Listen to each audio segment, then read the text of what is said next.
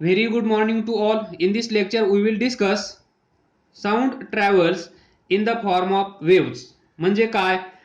जे आपण बोलतो, म्हणजे मी बोलत आहे, ते तुम्हाला ऐकायला येत आहे, किंवा माझ्या समोर कोणी असेल, तो बोलत असेल, तर मी ऐकत असेल, that is the sound travels in the form of waves. म्हणजे मी बोललेलो तुमच्यापर्यंत कसं पोहोचतं, किंवा तुम्ही बोललेलं माझ्यापर्यंत कसं पोहोचतं. म्हणजे हा एक पॉइंट असेल, हा दुसरा पॉइंट असेल, इथे साऊंड असेल, तर हा साऊंड इथे कसा पोहोचत असेल, किंवा हा साऊंड सोर्स असेल, तर हा साऊंड इथे कसा पोहोचत असेल, और वाइस वर्सा. हा साऊंड सोर्स असेल, तर इथून इथे साऊंड कसा पोहोचला, हा साऊंड सोर्स असेल, तर इथून इथे साऊंड कसा पोहोचला, हे आपल्याला या लेक्चरमध्ये पाहायचं आहे. हेडिंगचं नावच आहे sound travels in the form of waves. म्हणजे इथून इथे साऊंड वेव्सच्या मार्फत जात असेल, इथून साऊंड इथे येत असेल, तर तो कसा येत असेल, वेव्स. म्हणजे वेव्स क्रिएट होत असेल आणि ती वेव्ह इथून इथे जात असेल, असं या टॉपिकचं म्हणजे याचं म्हणणं आहे. Sound travels in the form of waves. तर पहा, वेव्ह इज, मग त्यासाठी अगोदर आपल्याला लर्न करावी लागेल व्हॉट इज वेव्ह. बरोबर. वेव्ह म्हणजे काय, कारण साऊंड ट्रॅव्हल होत आहे in the form of wave, तर मग आपल्याला या अगोदरच लर्न करावं लागेल ती वेव्ह. तर वेव्ह म्हणजे काय असतं पहा, ही स्प्रिंग आहे,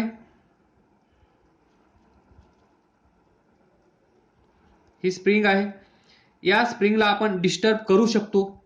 बरोबर. एक तर इकडे पुल करा, किंवा एकतर या स्प्रिंगला पुश करा, किंवा या साईडला बेंड करा, किंवा या साईडला बेंड करा. असं आपण या स्प्रिंगला डिस्टर्ब करू शकतो. या स्प्रिंगला डिस्टर्ब केल्यानंतर काय होईल, इथे काय होईल, व्हायब्रेशन. आलं लक्षात. म्हणजे ही स्प्रिंग, ज्यावेळेस आपण या स्प्रिंगवर छोटासा फोर्स अप्लाय करू, त्यावेळेस ही स्प्रिंग काय करत असेल, त्या स्प्रिंगकडे आपल्याला माहित आहे from topic 2 laws of motion और फोर्स. जोपर्यंत आपण कुठल्या बॉडीवर फोर्स अप्लाय करत नाही, तोपर्यंत ती बॉडी मोशन मध्ये येत नाही, किंवा ती बॉडी स्टेशनरी असेल, तर त्या बॉडीवर आपल्याला फोर्स अप्लाय करावा लागतो ती बॉडी मोशन मध्ये आणण्यासाठी. त्याचप्रमाणे ही स्प्रिंग जर रेस्टला असेल, तर या स्प्रिंगला व्हायब्रेट करण्यासाठी आपल्याला फोर्स अप्लाय करावा लागेल. मग तो फोर्स या साईडला असो, या साईडला बेंड करा, या साईडला बेंड करा, किंवा या स्प्रिंगला इकडे पुल करा, किंवा या स्प्रिंगला पुश करा. अशा प्रकारे आपण ही स्प्रिंग व्हायब्रेट करू शकतो, हे आपल्याला माहित आहे. मग इथे जे व्हायब्रेशन होणार आहे, या स्प्रिंगकडे असणारी मोशन कोणती असेल, व्हायब्रेशनल मोशन असेल. Vibrational motion. तर ही स्प्रिंग व्हायब्रेट होत आहे असं आपण म्हणतो इन शॉर्ट. म्हणजेच वेव्ह म्हणजे wave is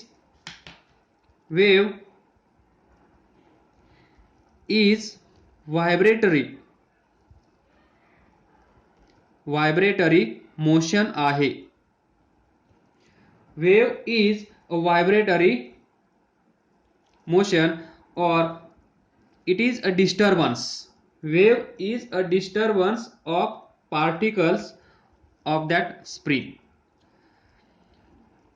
Then wave is vibratory disturbance. Specific आपण सांगू शकणार नाही ती मोशन कोणती आहे. नॉर्मली आपण जनरली काय म्हणणार, वेव्ह इज डिस्टर्बन्स. कसला, due to this vibrational motion. म्हणून आपण म्हणू शकतो wave is vibratory disturbance. Otherwise असं पण लक्षात ठेवा, wave is disturbance. Wave is disturbance, vibratory disturbance, vibratory motion. म्हणजे कसं असेल पहा, हा पार्टिकल इथे असेल, याला जर आपण फोर्स अप्लाय केला, तर तो इकडे जाईल, परत इथे येईल, परत इकडे जाईल, परत इथे येईल, परत इकडे जाईल, परत इथे येईल, परत इकडे जाईल, परत इथे येईल, परत इकडे जाईल, परत इथे येईल. ही जी मोशन आहे, ही मोशन कशी आहे? टू अँड फ्रो. हा पॉइंट फिक्स आहे, हा पॉइंट फिक्स आहे. या पॉइंटला हा पार्टिकल इकडे जात आहे, तिकडे जात आहे. या स्प्रिंगचं पहा, जर आपण या स्प्रिंगला इकडे असं बेंड केलं आणि इथून सोडून दिलं तर ती काय होईल? अपोजिट डायरेक्शनमध्ये इथे जाईल, परत इथे येईल, परत इकडे जाईल, परत इकडे येईल. आणि म्हणजेच याचा सेंटर काय असेल? हा सेंटर असेल. या सेंटरच्या या साईडला एवढं डिस्टन्स इकडे जाईल, त्यानंतर ती अपोजिट डायरेक्शनमध्ये एवढं डिस्टन्स इकडे येईल, परत इकडे जाईल आणि काही वेळानंतर ती ओरिजिनल पोझिशनला येऊन थांबेल. ज्या पोझिशनला ती येऊन थांबेल त्याला आपण म्हणतो सेंटर. सेंटर किंवा मीन पोझिशन. कोणती पोझिशन? मीन पोझिशन. या मीन पोझिशनच्या अबाउट हा पार्टिकल व्हायब्रेशन करत असतो, हे लक्षात ठेवा. That is wave. तर पहा, वेव्ह इज व्हायब्रेटरी डिस्टर्बन्स. हा डिस्टर्बन्स कुठे झाला आहे? In medium. मीडियमची आवश्यकता असली पाहिजे, कारण मग प्रश्न पडेल हे व्हायब्रेशन कुठं झालं आहे? शहापूरमध्ये झालं आहे की CST ला झाला आहे की कुठे झाला आहे? तर इथे. म्हणजे काही तर सॉरी, जर काही घडलं असेल तर आपण काय म्हणतो? कुठे? असं घडलं आहे. कुठे? कुठे म्हणजे दिस क्वेश्चन. व्हेअर हे महत्वाचं आहे. कुठे? मीडियम मध्ये. एखादं मीडियम असेल, त्या मीडियम मध्ये व्हायब्रेशन चालू असेल, म्हणजेच तिथे डिस्टर्बन्स होत आहे आणि तिथे असेल वेव्ह. मग ही वेव्ह कशासाठी? वेअर झालं. आता वाय, ही वेव्ह कशासाठी? तर to carry energy from one point to another point. आलं लक्षात? टू कॅरी, ही वेव्ह काय करत आहे? ही वेव्ह कॅरी करत आहे energy from one point to another point. मॅजिक पहा, हा जो पॉइंट आहे, वन पॉइंट म्हणजे हा ए पॉइंट कन्सिडर करा, अनदर पॉइंट म्हणजे हा बी पॉइंट कन्सिडर करा. To carry energy from one point, that is from point A to point B. लक्षात ठेवा, point A and point B हे दोन पॉइंट एकमेकांच्या कॉन्टॅक्ट मध्ये नाही आहेत. हा पॉइंट वेगळा आहे, हा पॉइंट वेगळा आहे. पहा, हा एक आणि हा एक. हा साऊंड सोर्स असेल तर हा साऊंड लिसनर असेल. हा बोलत असेल तर हा ऐकत असेल. म्हणजेच इथून वेव्ह येत असेल, ती वेव्ह एनर्जी कॅरी करत असेल आणि नंतर मग आपल्याला हा काय बोलला हे समजत असेल. म्हणजे हा आणि हा एकमेकांच्या कॉन्टॅक्ट मध्ये नाही आहेत. जसं point A and point B are two points, are two separate places, two separate points, हे लक्षात ठेवा. तर पहा, sound travels in the form of waves. म्हणजे wave is vibratory disturbance in medium which carry energy from one point to another point. थोडक्यात लक्षात ठेवा, sound इथे असेल, हा साऊंड इथे जाण्यासाठी मीडियमची आवश्यकता आहे, हे आपल्याला कळलं. कारण हे व्हायब्रेशन कुठं होत आहे? हे व्हायब्रेशन एका मीडियम मध्ये होत आहे. म्हणजे आपल्याला साऊंड कॅरी करण्यासाठी कशाची आवश्यकता आहे? ती मीडियमची. आलं लक्षात? हा साऊंड सोर्स हा ऐकणार. तर हा साऊंड इथून इथे जाण्यासाठी आपल्याला गरज आहे ती मीडियमची. म्हणजेच wave is vibratory disturbance in medium. कशासाठी? कशासाठी हा क्वेश्चन स्वतःला विचारा. तर कशासाठी? To carry energy from one point to another point. या पॉइंटला असलेली एनर्जी म्हणजे मी जे वर्ड बोलत आहे ते इथून इथे जाण्यासाठी कॅरी करण्यासाठी मीडियमची आवश्यकता आहे. आणि हे या पॉइंट आणि या पॉइंटमध्ये देवाणघेवाण होत असेल. That is exchange of energy from this point to this point. Very similar to this. To carry energy from one point to another point, that is from point A to from point A to point B. It is very similar to this conversation. हे दोघं conversation करत आहेत, हे दोघं meeting करत आहेत, या दोघांची बातचीत चालू आहे. हा बोलत असेल, हा ऐकत असेल, हा बोलत असेल, हा ऐकत असेल. म्हणजे हे दोन पॉइंट एकमेकाच्या कॉन्टॅक्टमध्ये नाही आहेत, हे लक्षात ठेवा. तर पहा, to carry energy from one point to another point without, दिसतंय का? इथे लिहितो, without there being a direct contact between two points. आलं लक्षात? म्हणजे ही वेव्ह कुठे तयार होत आहे? ही वेव्ह कुठे तयार होत आहे? Wave is produce. इथे वेव्ह तयार झाली आहे, एवढं आपल्याला समजलं. वेव्ह इज प्रोड्यूस, कारण वेव्ह प्रोड्यूस झाल्याशिवाय आपल्याला समोरचा काय बोलला आहे हे ऐकायला येणार नाही. म्हणजेच तिथे वेव्ह तयार झाली आहे, हे 100% आपल्याला समजलं आहे. That is wave is produce by a vibration. Vibration. Wave तयार केव्हा होईल? तिथे जर डिस्टर्बन्स झाला असेल तर त्या स्प्रिंगकडे पहा. स्प्रिंगला जर आपण डिस्टर्बन्स नाही दिला तर तिथे वेव्ह तयार होईल का? नाही. जर त्या स्प्रिंगला आपण डिस्टर्ब केलं तर तिथे वेव्ह तयार होईल का? यस. म्हणजेच वेव्ह तयार झाली आहे. कशामुळे? तिथे आपण डिस्टर्बन्स दिल्यामुळे. आणि डिस्टर्बन्स म्हणजेच व्हायब्रेशन. जिथे कुठे डिस्टर्बन्स क्रिएट झाला असेल तिथे व्हायब्रेशन होणार. म्हणजे wave is produce by vibration of. आता व्हायब्रेशन कुणाचं झालं आहे? Vibration of particles. जे पार्टिकल्स, त्या दोन, हा एक आणि हा एक, या दोघांच्या मध्ये जे पार्टिकल्स असतील त्या पार्टिकल्सचं व्हायब्रेशन होईल. का इकडच्या पार्टिकलचं व्हायब्रेशन होईल, का इथल्या पार्टिकलचं व्हायब्रेशन होईल. इथल्या पार्टिकलचं हा इथे बोलत असेल तर याच्या समोर असलेला पार्टिकल व्हायब्रेट होईल. That is wave is produce by vibration of particles. जे इथे आहेत ते vibration of particles of medium. कारण साऊंड ट्रॅव्हल करण्यासाठी, साऊंडला इकडून तिकडे जाण्यासाठी एका मीडियमची आवश्यकता आहे. म्हणून हे मीडियम, या दोघांमधलं मीडियम. जर हे व्हॅक्यूम असेल, व्हॅक्यूम, प्युअर व्हॅक्यूम, तर व्हॅक्यूम मध्ये आवाज ऐकू येत नाही, हे तुम्हाला माहित असेल. पुढे आपण डिस्कस करूया.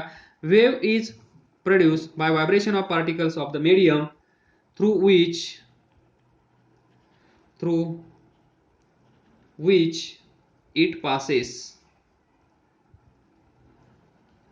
ज्या मीडियम मधून, through which it passes, particles of medium, this medium, हा पार्टिकल व्हायब्रेट होईल.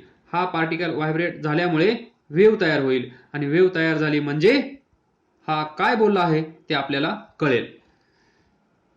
नेक्स्ट, ज्यावेळेस वेव्ह मीडियम मधून जाते, ज्यावेळेस वेव्ह या मीडियम मधून ट्रान्सफर होते किंवा इथून इकडे जात असते, त्यावेळेस फक्त आणि फक्त वेव्ह ट्रॅव्हल होत असते, हा पार्टिकल नाही. हा पार्टिकल इथे असेल, हा बोलण्याच्या अगोदर, हा पार्टिकल जर इथे असेल तर हा बोलल्यानंतर, हा काय बोलला आहे ते ऐकल्यानंतर आपण तरी पण हा पार्टिकल इथेच असेल. फक्त आणि फक्त या पार्टिकलची जी ओरिजिनल पोझिशन असेल त्या ओरिजिनल पोझिशनच्या थोडंसं पुढे गेला असेल, थोडंसं पाठीमागे आला असेल, म्हणजेच व्हायब्रेशन झाला असेल. हे व्हायब्रेशन नाही झालं तर आपल्याला ऐकू येणार नाही. म्हणून हा पार्टिकल थोडासा त्याच पॉइंटच्या अबाउट थोडा व्हायब्रेट झाला असेल, पण हा फायनली इथेच राहील, तो आपल्या कानाच्या जवळ येणार नाही. म्हणजे ऍक्च्युअली पार्टिकल्स ट्रॅव्हल करणार नाहीयेत. ऍक्च्युअली पार्टिकल्स ट्रॅव्हल करणार नाहीयेत, तर ट्रॅव्हल कोण करेल? वेव्ह. आणि ती एनर्जी ट्रान्सफर करण्याचं काम करत असेल. तर तुम्ही असं समजू नका हा बोलला तर याच्या समोर असलेला पार्टिकल पळत पळत आला आणि माझ्या कानात येऊन सांगू लागला हा असा असा बोलत होता. तर असं घडणार नाही, असं घडणार नाही. हा पार्टिकल इथेच असेल, तो फक्त एनर्जी पुढच्या पार्टिकलला देत असेल, त्यानंतर पुढचा पार्टिकल त्याच्या पुढच्या पार्टिकलला देत असेल, त्याच्या पुढचा पार्टिकल त्याच्या पुढच्या पार्टिकलला देत असेल, आणि अशा प्रकारे एनर्जी ट्रान्सफर केली जाईल बाय युजिंग वेव्ह. म्हणजेच when a wave passes through medium, या मीडियम मधून ज्यावेळेस वेव्ह पास होत आहे त्यावेळेस medium itself does not move along the direction of wave. ज्या डायरेक्शन मध्ये ही वेव्ह जात आहे, ज्या डायरेक्शन मध्ये ही वेव्ह जात आहे त्या डायरेक्शन मध्ये हा पार्टिकल जाणार नाही. एवढं लक्षात ठेवा बस. हा पार्टिकल इथेच असेल, हा पार्टिकल कुणाचंही काहीही ऐकणार नाही, तो त्याची जागा सोडणार नाही एक्सेप्ट दिस पोझिशन. एवढं होणार, कारण व्हायब्रेशन होण्यासाठी एवढी आवश्यकता आहे. जस्ट थोडासा तो व्हायब्रेट होईल, थोडा पुढे जाईल परत मागे येईल, थोडा पुढे जाईल परत मागे येईल, पण तो थोडा पुढे गेल्यानंतर इथून पुढे जाणार नाही, तो तिथून परत येईल, या पुढच्या पार्टिकलला सांगेल हा संदेश घेऊन जा, त्याच्यानंतर हा पार्टिकल याला सांगेल हा संदेश घेऊन जा, आणि एक शेवटचा पार्टिकल असेल जो आपल्या कानाच्या जवळ असेल, तो आपल्याला सांगेल व्हॉट हॅपन्स हिअर. हा काय बोलला असेल, इथे काय झालं असेल ते. तर लक्षात ठेवा, only particles of medium vibrate about their fixed position. आलं लक्षात? ओनली पार्टिकल ऑफ मीडियम, या मीडियमचा हा पार्टिकल व्हायब्रेट होत असेल about their fix position, this position. आलं लक्षात? या पोझिशनच्या थोडा पुढे जाईल परत येईल, परत पुढे जाईल परत पुढे येईल, पण या पॉइंटच्या पुढे तो कधीच जाणार नाही. लक्षात ठेवा, या पॉइंटच्या पुढे तो कधीच जाणार नाही. एवढं त्याचं मॅक्सिमम डिस्टन्स असेल, म्हणजे याचा एवढाच एरिया असेल.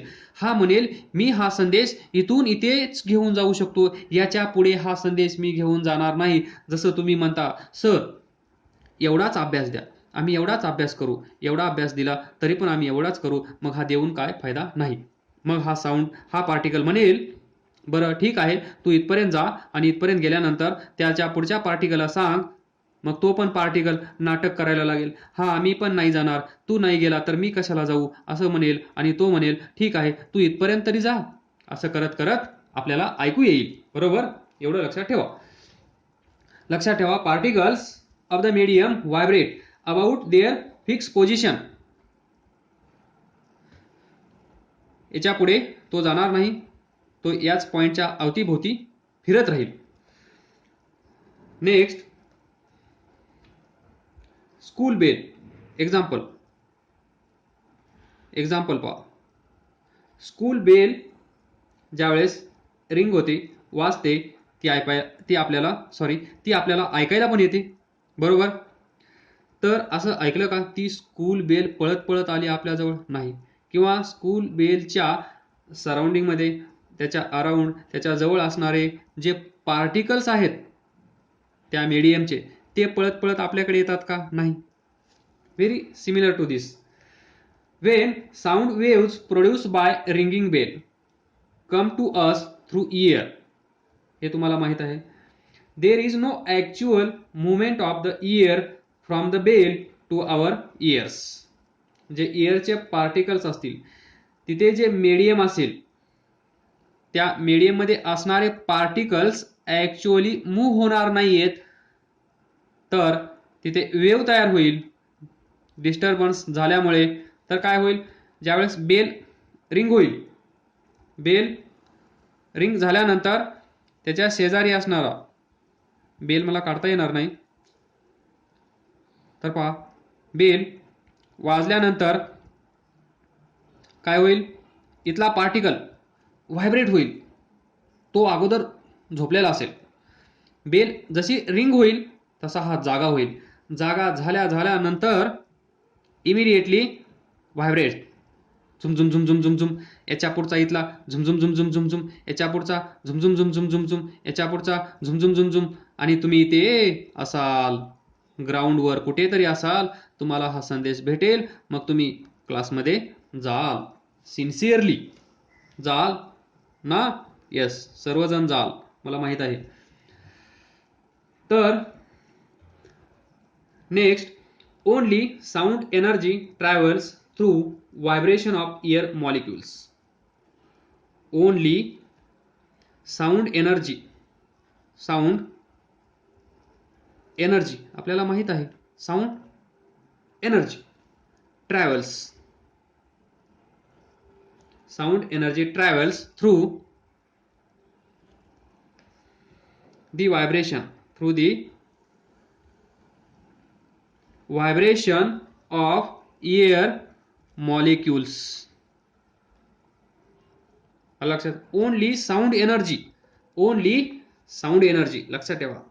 प्रत्येक पॉइंट व्यवस्थित लिहून घ्या, बुक वाचायची गरज पडणार नाही. Only sound energy travels through the vibration of air molecules.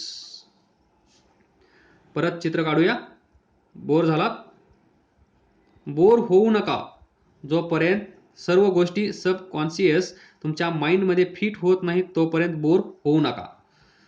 Bore झाल्यानंतर त्या माणसाला काहीच कळत नाही, तो अभ्यास करत नाही, परीक्षा जवळ आल्यानंतर वाचतो, जेवढं लक्षात राहील तेवढं पेपरमध्ये लिहून येतो, बस.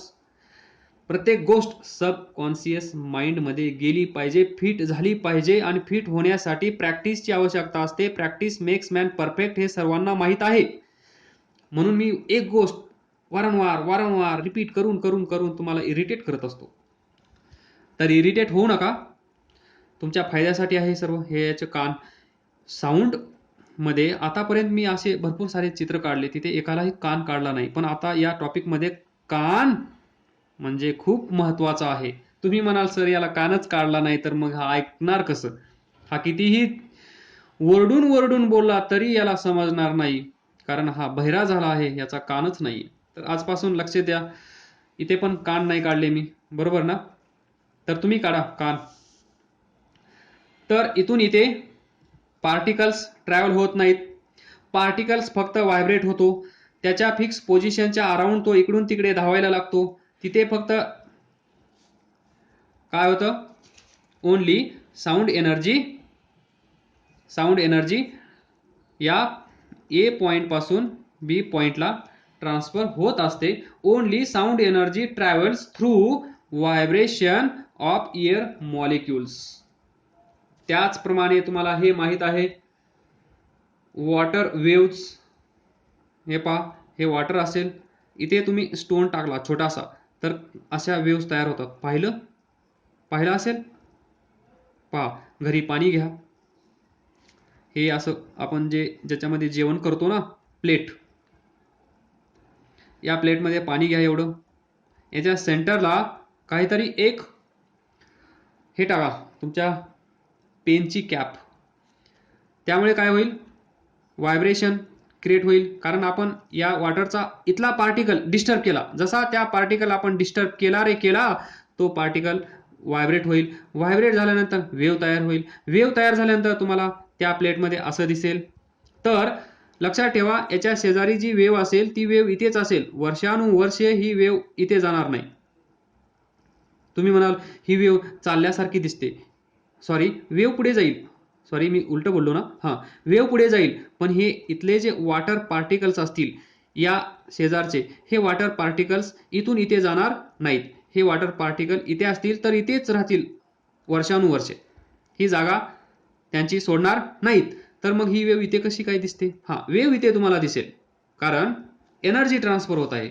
ओनली साऊंड एनर्जी ट्रान्सफर होत आहे, म्हणजे एनर्जी ट्रान्सफर होत आहे. ती एनर्जी ट्रान्सफर झाल्यामुळे आपल्याला वाटतं वेव्ह पुढे पुढे जात आहे, वेव्ह ट्रॅव्हल करत आहे, वेव्ह धावत आहे, वेव्ह इकडे जात आहे. फक्त लक्षात ठेवा सर्व ट्रान्सफर होत आहे, फक्त इथला पार्टिकल तिथेच बसून आहे, तो कुणाचंही ऐकत नाहीये, तो ती जागा सोडत नाही, एवढं लक्षात ठेवा बस. When water wave passes over the surface of water in pond, it does not drive water to one side of the pond. इथलं वॉटर असं जर झालं असतं, म्हणजे वॉटर पार्टिकल्स इथे व्हायब्रेशन झाल्यामुळे हे जे पार्टिकल्स आहेत, हे जर पार्टिकल मूव्ह होत असते तर काय झालं असतं? हे इथे व्हायब्रेशन झाल्यामुळे सर्व वॉटर या पॉइंटच्या इकडे येऊन बसलं असतं, इथलं वॉटर गायब झालं असतं. ओनली water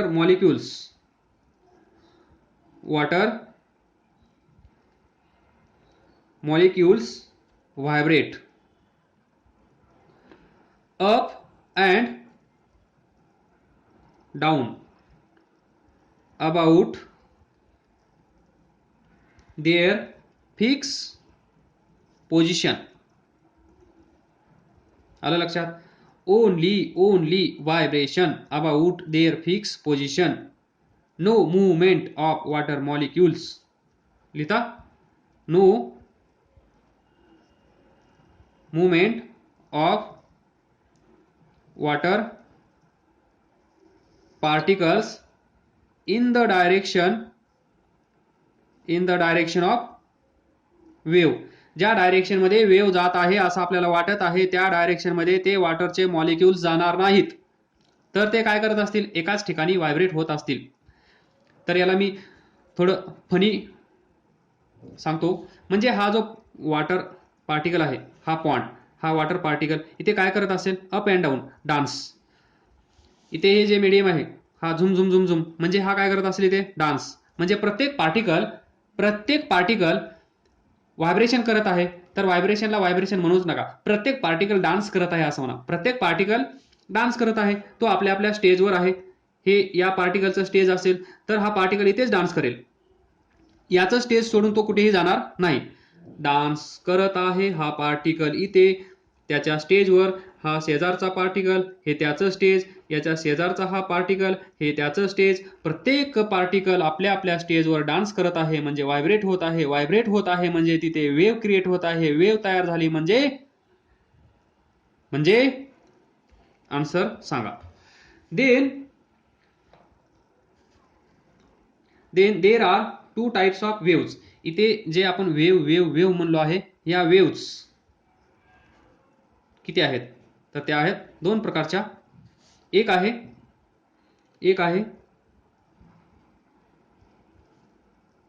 लॉन्जिट्युडिनल वेव्ह, दुसरी आहे ट्रान्सव्हर्स वेव्ह. हे आपण पुढच्या लेक्चरमध्ये पाहूया. तोपर्यंत अभ्यास करत राहा, पुढे जात राहा. All the best. थँक्यू. काय प्रॉब्लेम असेल तर सांगत राहा, विचारत राहा.